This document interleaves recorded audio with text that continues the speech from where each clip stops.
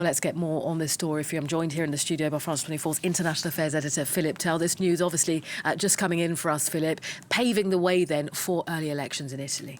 Well, the President has just finished speaking just a short while ago, Sergio Mattarella, announcing that Parliament has been dissolved, and that means that Italy is on the way to early elections, because those elections were expected to be held next year in May at the latest. Looks like they're going to be held, could even be in September. Now, according to the Italian voting system, once Parliament is dissolved, there's a 70-day period of electioneering before those polls take place. So there's been a lot of questions asked about whether this was the right time to dissolve Parliament, because most Italians are away in August at the beach, and it's not the best time to have an election period.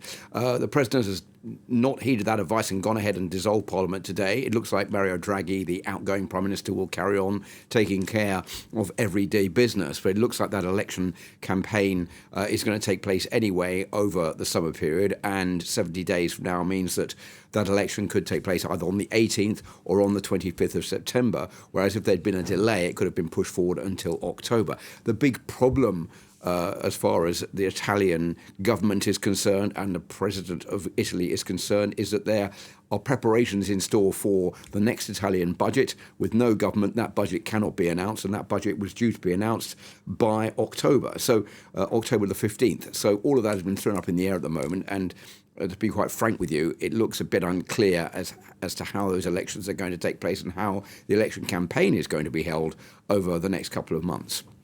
All right, well, Philip, we can cross live, staying with this story, to our correspondent, Seema Gupta. She's standing by for us in Rome. I mean, Seema, here in the studio with Philip, we've been talking about, what this actually means for Italy. And again, the big question of the timing of all of this, not the best timing for Italy. Elections then earlier than we thought that they'd be. But also, where does this leave Italy's parliament? It's a bit of a mess. It's an absolute mess. And essentially, you have the situation of Sergio Mattarella coming out just a few minutes ago and making this announcement about how he has decided to dissolve Parliament. He sounded very serious. He sounded very frustrated as well. He said the decision in which to dissolve Parliament is not something that is your first choice. Honestly, it's the last choice, especially the mandate of this government was expected to run all the way to the spring of 2023. But he said that especially also that this parliament has so many things to approve, as you mentioned earlier, the very budget for the country to function in the coming months. So you're going to have a situation now that essentially there's no working government in charge. There has to be these elections that are going to be taking place. Most suggest, as you mentioned, in the month of September. The situation is serious, he says, and he hopes that people will step forward to make the right contributions for the sake of the country. He thanked Mario Draghi as well for the work that he's done, but he made it very clear there isn't any time to waste. And he stressed, aside from the fact of high inflation as well as the high energy prices and how that's impacting families in Italy as well as businesses in Italy, there's also the issue of the war in Ukraine and the security for Italy and of the European region as a whole, and the impact that the war is happening. So it's really a lot of issues, as we all know, but it appears very clear now. Parliament's dissolved. There is a cabinet meeting. The government in place, the caretaker government led by Mario Draghi, will have to decide on the details of how to go forward in terms of the date and, of course, the practicalities of putting together an election campaign.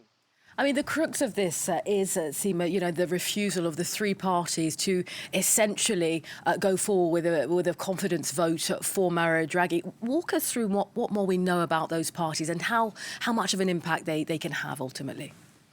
Well, it's the two right-leaning parties, Forza Italia, as well as the far-right League Party led by Matteo Salvini, and of course the populists, the Five Star Movement. Now, they originally decided to snub Draghi's vote of confidence a week ago, and then 1 week later, it's these three parties together. Now, the right-wing parties are really the ones that have the most to gain, because in terms of the polls, the party that is leading is the Brothers of Italy party, and they're the ones which most likely will form a coalition with the other right parties and would most likely win an election as a coalition. Now, it's interesting to note, many observers have pointed this out. The Forza Italia, led by former Prime Minister Silvio Berlusconi. Mr. Berlusconi was known in the past to have a very close relationship with the Russian President, Vladimir Putin.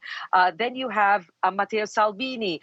He opposed the EU sanctions against Russia when there was the annexation of Crimea. And then you have the Five Star Movement, Giuseppe Conte, its leader, not wanting to send military aid to Ukraine or wanting to limit that was one of the Five Star Movement's points against the government of Mario Draghi. So these three parties, and on the other side, you had Mario Draghi, who was very supportive of the Ukrainians in this war and has also achieved a good relationship with the Ukrainian president. So it's interesting to note that it's those parties that have in the past been less hostile towards Vladimir Putin that seem to have brought down this government of Mario Draghi.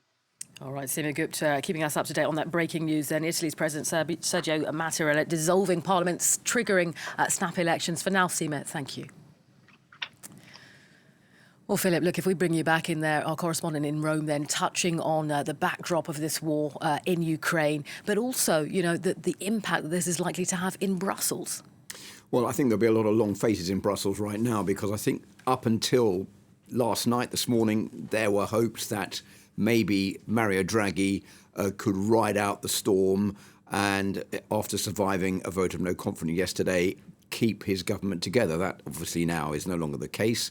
That government's been dissolved, and this is going to severely upset people in Brussels, because they see Mario Draghi as the stable force, the stable factor in Italy, the man who's been holding the country together, the man who's been pushing through important reforms since he became Prime Minister. Remember, he's not the elected Prime Minister of Italy. He was nominated to the post in February 2021.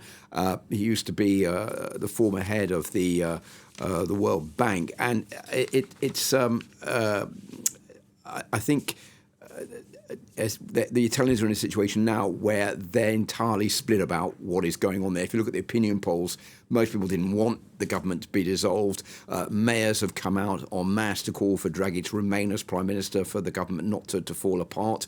I think there's probably widespread dismay within financial circles in Italy about the fact that the government has now collapsed and what this means for the country. But on a wider scope, Italy is the third biggest economy in Europe. This is going to have repercussions in other European countries, not only in Italy.